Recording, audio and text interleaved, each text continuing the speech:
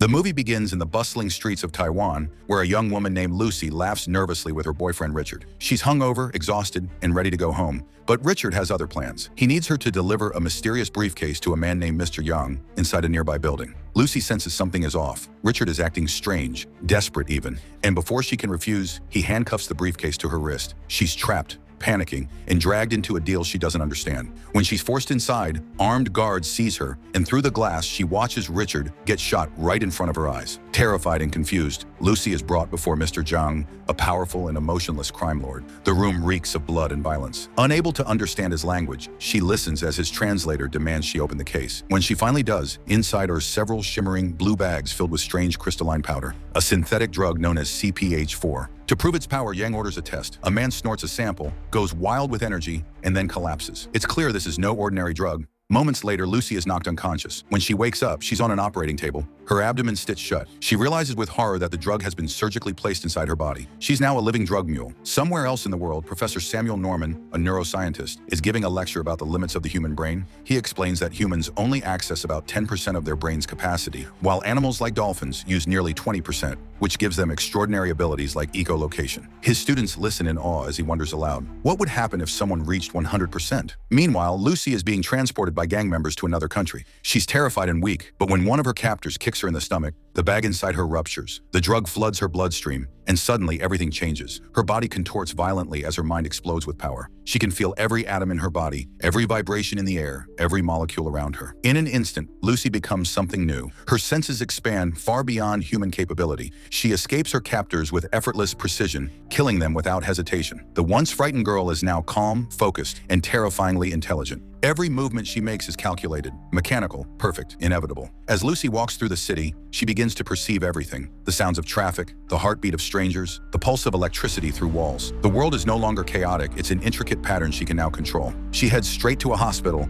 demanding emergency surgery to remove the drug. While doctors operate, Lucy calmly calls her mother. Her voice trembles with emotion as she describes what's happening. She tells her mother she can feel every sensation, from her heartbeat to the warmth of the earth itself. She remembers her birth, every hug, every memory. Mom, she says, I can feel everything. It's hauntingly beautiful and deeply sad. The surgeon examines the substance and realizes it's CPH4, a synthetic version of a hormone produced in pregnant women that triggers the creation of life. It's the very spark that tells a fetus to grow, to move, to think, to become. But in Lucy's veins, it's rewriting her biology at an atomic level. She knows she doesn't have long before her body burns out, so she decides to use what time she has left. Lucy returns to Mr. Zhang's headquarters. With her new abilities, she storms through his guards like a phantom. Bullets freeze midair as she walks forward. She traps Yang in place and reads his memories, pulling from his mind the locations of the other drug mules around the world. She spares his life, but only because she has bigger plans. Back in her apartment, Lucy sits before her laptop. Her fingers move at lightning speed, reading every study ever written by Professor Norman. She learns years of neuroscience in seconds. When she calls him, Norman is skeptical,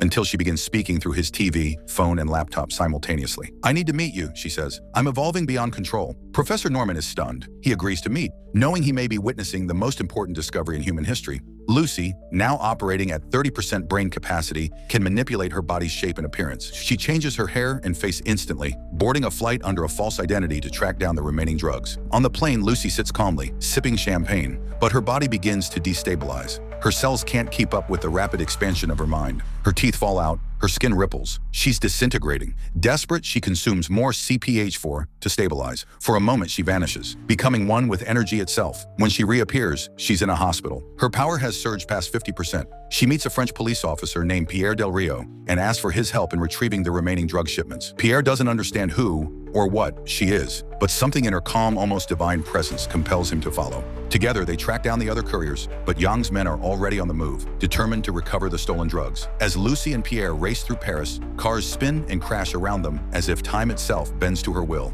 Every step she takes feels like destiny unfolding. When they finally corner the couriers at a hospital, Yang's assassins burst in, guns blazing. Lucy steps forward, unafraid. With a glance, she freezes the bullets midair, disarms every attacker, and lifts them into the air like puppets. She collects all the CPH4 and thanks Pierre softly. Though she kisses him, there's no emotion left, only the echo of what used to be human affection. Pierre looks at her in awe. The woman before him is no longer flesh and blood. She's something else entirely. Together, they set off to meet Professor Norman, but Yang and his men are close behind, ready for one last confrontation. At the university, Norman and a group of scientists await Lucy's arrival. When she walks in, the room falls silent. Her eyes shimmer with an otherworldly calm. "What should I do with all this knowledge?" she asks. Norman replies, "Pass it on." That, he says, is the purpose of existence, to transfer wisdom so life continues. Lucy agrees. She tells them that time is the only true measure of existence. Without time, we don't exist. Knowledge, power, matter, all meaningless without the flow of time to give them context. It's a profound moment that bridges science and divinity.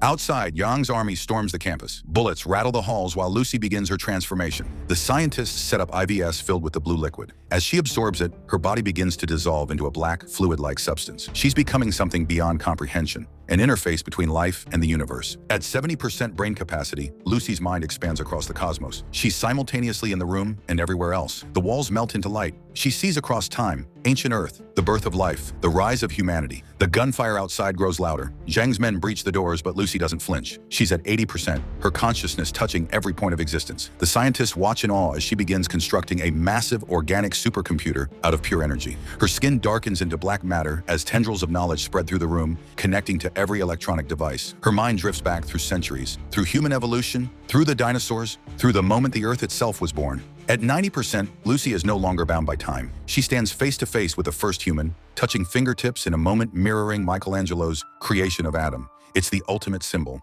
creation meeting creator. Meanwhile, chaos erupts around her. The professors duck for cover as Zhang enters, gun drawn, his fury blinding him to what Lucy has become. Time slows to a crawl as he approaches, ready to kill what he cannot understand. Lucy's body vanishes just as he pulls the trigger. The bullet pierces only her empty clothes. She's gone, transcended beyond matter, beyond light, beyond everything. Pierre arrives seconds later and shoots Yang dead, but it's too late. Lucy no longer exists in human form. The scientists stare in silence. Then out of the swirling black residue, a small flash drive materializes in Professor Norman's hand. On it is everything Lucy has learned, the sum of human and universal knowledge. It's her gift to mankind. Pierre whispers, "Where is she?" The room is silent. Then his phone buzzes with a single message. "I am everywhere." Lucy has become omnipresent. Energy, information, consciousness itself. She is the living universe. The story ends with a haunting reminder. Earth was given to us 1 billion years ago. What have we done with it?